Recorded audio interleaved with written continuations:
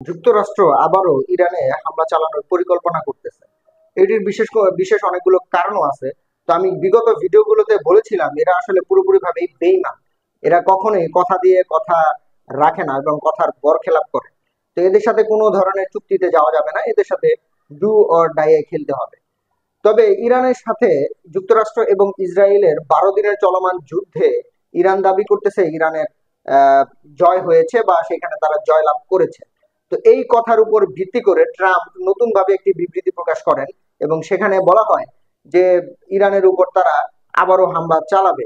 এবং বলা হচ্ছে যে যে তারা যেহেতু তারা যদি ইরান যদি কোনো পরমাণু অস্ত্র উৎপাদন থেকে বিরত না থাকে তাহলে ইরানে আরো ভয়াবহ হামলা চালানো হবে। তবে আমেরিকা আবার ডোনাল্ড ট্রাম্প যেটা বলতেছিল যে আমরা ইরানে 30 বিলিয়ন ডলার বিনিয়োগ করার একটি প্রচেষ্টা ছিল এবং অর্থনৈতিক নিষেধাজ্ঞাও বন্ধের একটি নিশ্চয়তা ছিল।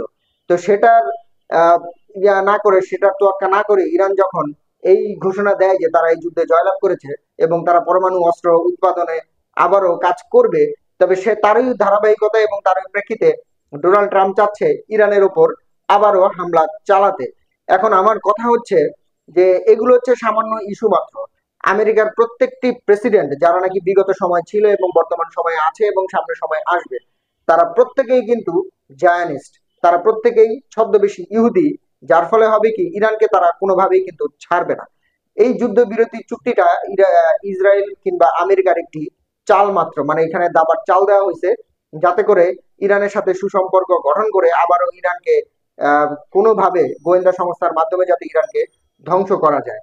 ইরান আহ, বিশ্বের মধ্যে এমন একটি দেশ যে নাকি কাউকে তোয়াক্কা করে নাই। ইরান শুধু আজকে থেকেই বা এই 12-13 দিনে যে নিষেধাজ্ঞার মধ্যে আছে বিষয়টি কিন্তু এরকম না।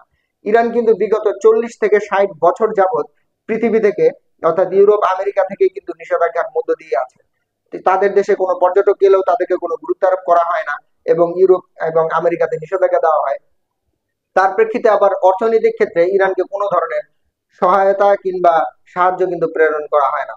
তো ইরানই একমাত্র দেশ যে নাকি পুরোপুরিভাবে পৃথিবী থেকে বিচ্ছিন্ন হয়ে নিষেধাজ্ঞার মধ্যে নিজেদের দেশ নিজেরা তারা গুছিয়ে নিয়েছে। তো এখন যে ইরানকে আবার নতুন ভাবে যে আসলে অর্থনৈতিক নিষেধাজ্ঞার যে হুমকি দেওয়া হচ্ছে, ইরান এটাকে কোনোভাবেই কিন্তু তোয়াক্কা করে না। কারণ তারা নিজেরাই হচ্ছে পুরোপুরিভাবে অর্থনৈতিক কিংবা খাদ্য উৎপাদন সবকিছুতেই কিন্তু সক্ষম। তো সেই ক্ষেত্রে এখন নতুন ভাবে যদি নিষেধাজ্ঞা দেওয়া হয় তাহলে ইরানের কোনো কিছুই আসবে বা যাবে না। তবে যাই হোক, ইরানের উপর যদি আবারও কোনো ধরনের হামলা চালানো হয় বিশ্বের মুসলিমরা কিন্তু আবারও উজ্জীবিত হয়ে উঠবে।